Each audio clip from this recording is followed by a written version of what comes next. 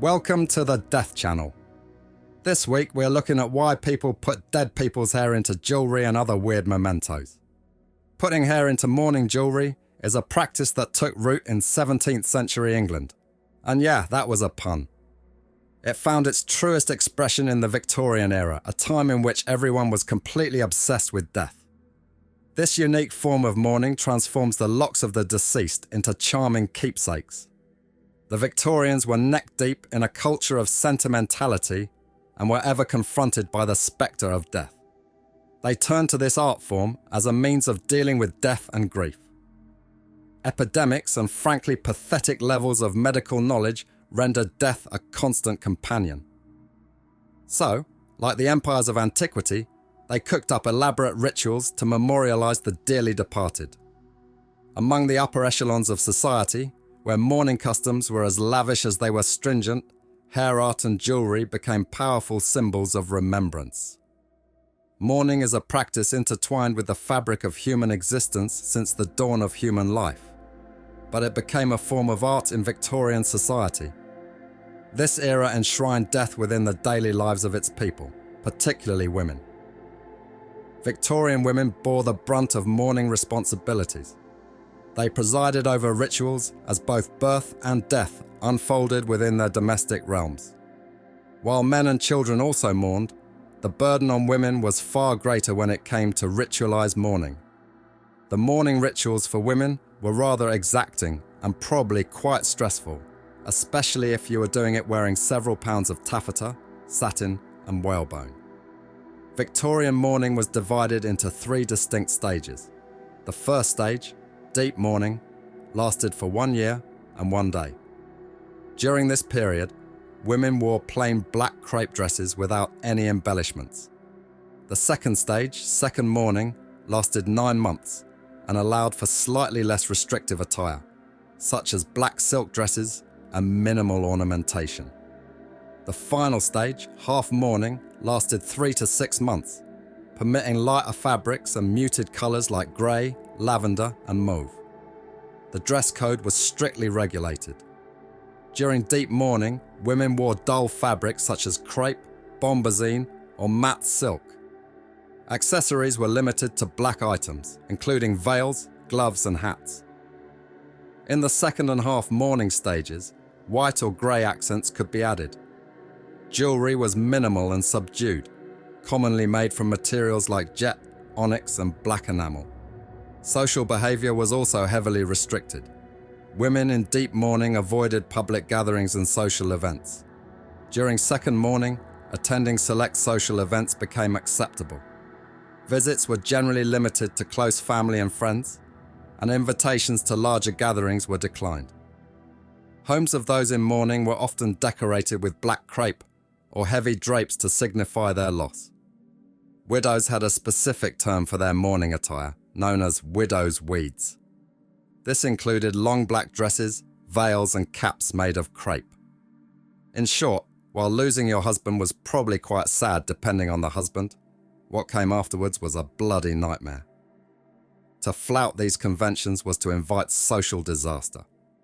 A woman perceived as insufficiently grief-stricken was deemed as a heartless harpy. Yet excessive displays of sorrow were equally frowned upon. Thus, women navigated a delicate balance between propriety and emotion. Amidst these rigid customs, hair art emerged as a form of expression that was not as rigidly regulated. It offered a private, tangible method of mourning that still adhered to Victorian values of sentimentality. These delicate creations became tokens of remembrance.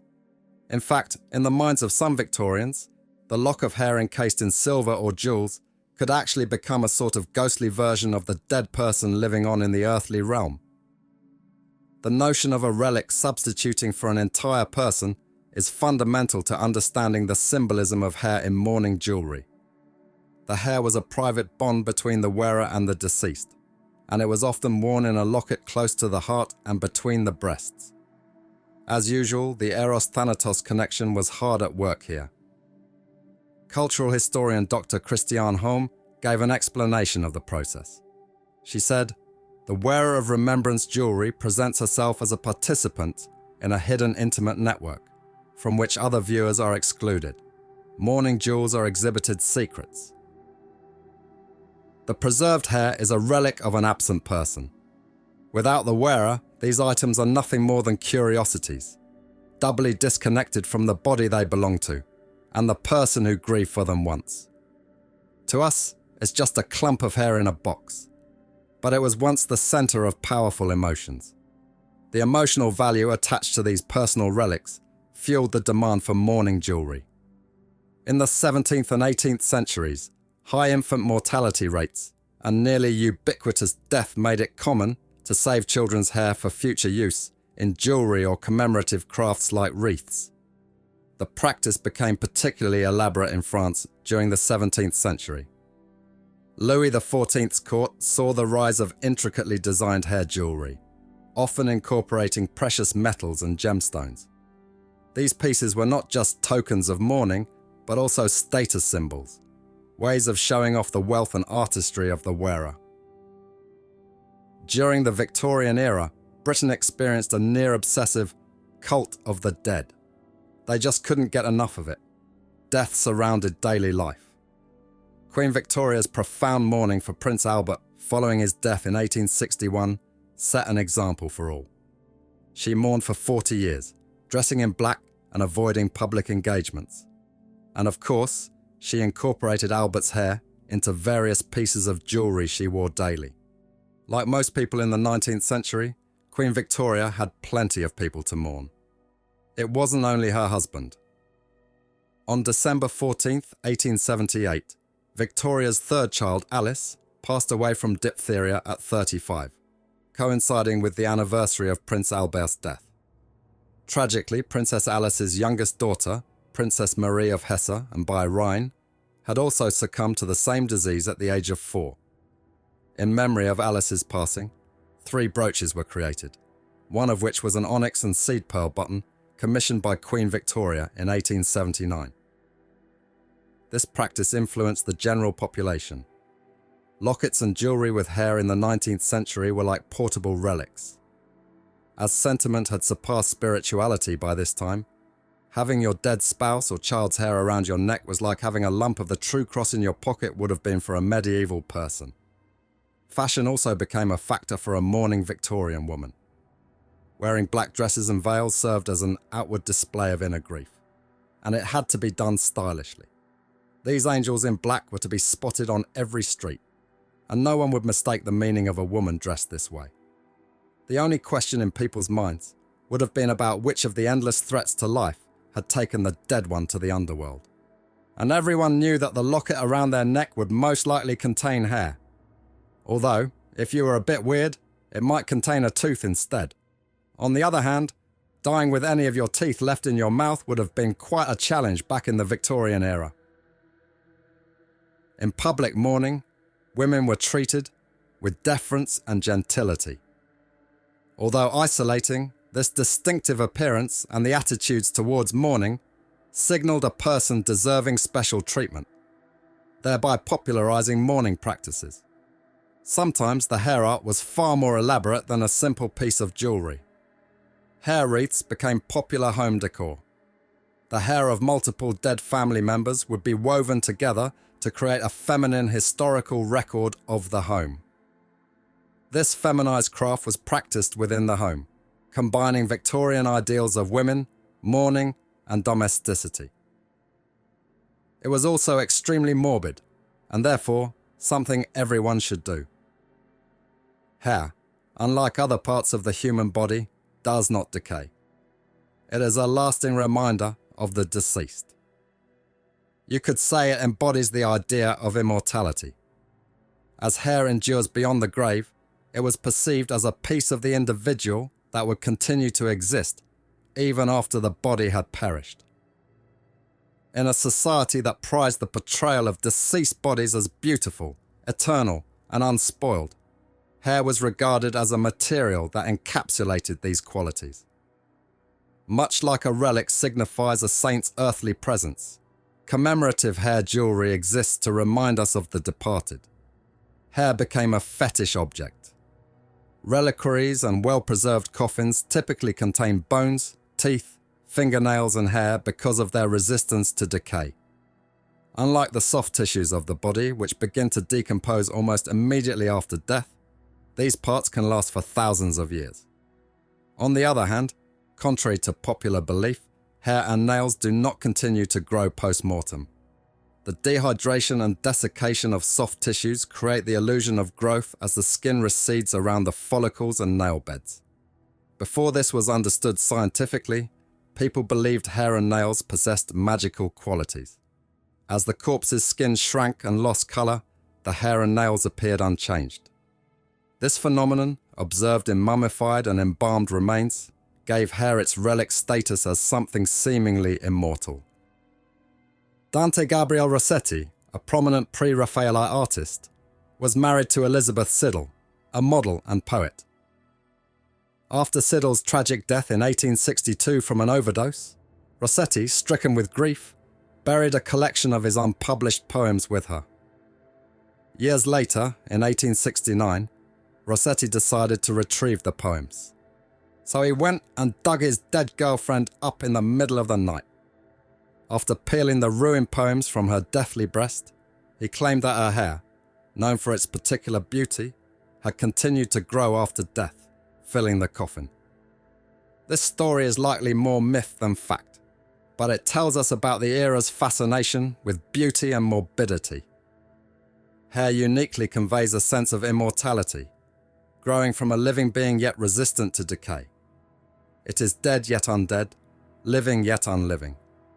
While bones symbolize the human body's interior, hair represents the exterior, the things by which we recognize an individual. Hair is a profound expression of individuality. Whether long and luxuriant, curly or short, gleaming or dull, its tactile and sensory qualities give us the essence of a person through texture, colour, and style. While eyes are often considered the windows to the soul, hair is the enduring symbol of immortality. When we see hair this way, we can understand the emotional and spiritual solace provided by wearing hair jewellery. Possessing a piece of someone's hair in a wearable item allows us to keep that person close at all times. Victorian traditions surrounding death and mourning can be understood by comparing them to those of other periods. The Victorian era's sentimental approach is extremely different from earlier and later times. The medieval concept of memento mori, meaning remember you must die, is a far less sentimental view of death. Back in the 14th century, death was inevitable and probably soon. The Victorians were among the first modern Western people to permit themselves to indulge in one of our great fantasies as humans, immortality. Unfortunately, we have little progressed beyond their symbolic representation of this. As of now, the medieval era is still correct. It's going to happen to everyone. And in the Middle Ages, mourning jewellery did not hold back in rubbing your face in the memento mori idea. It usually featured symbols like skulls, hourglasses, wilting flowers, and rotting fruit, each representing the certainty of decay. In contrast, Victorian mourning symbols such as gravestones, urns, and willow trees focused on grasping for eternity and remembrance rather than decay. These objects were a way to honour the dead's life. Hair was the ideal medium for this purpose. Victorian hair jewellery was an intimate portrait of life, not death. As for the grand old queen herself, what kind of morbid jewellery stuffed with Albert's hair was she wearing? Let's have a look. One of the most notable pieces was a bracelet featuring a lock of Prince Albert's hair. This bracelet was set in a heart-shaped locket made of gold and covered with enamel and precious stones. Another piece was a brooch. The brooch included a glass compartment to hold the hair, surrounded by intricate designs and gemstones, all very much in keeping with Victorian elegance. Rings were also part of her gloomy collection. These rings had compartments to hold Albert's hair. They were often made of gold and decorated with enamel and small jewels. This symbolized a circle of unending love and remembrance. Mourning jewellery seems to have once more become something that speaks to people. There was a time when no one would have ever wanted to even touch jewellery made from someone's hair. Maybe we live in melancholic times once more. But it seems now everyone wants to have a nice piece of hair jewellery on them. Well, maybe not everyone. Maybe it's just me. Thanks for watching this episode of the Death Channel. Morbid hair art started a long time before the Victorians. But they were the ones who really turned it into something properly morose and deathly. But we'll look at earlier efforts in another video, so hold your horses for now. See you on the other side.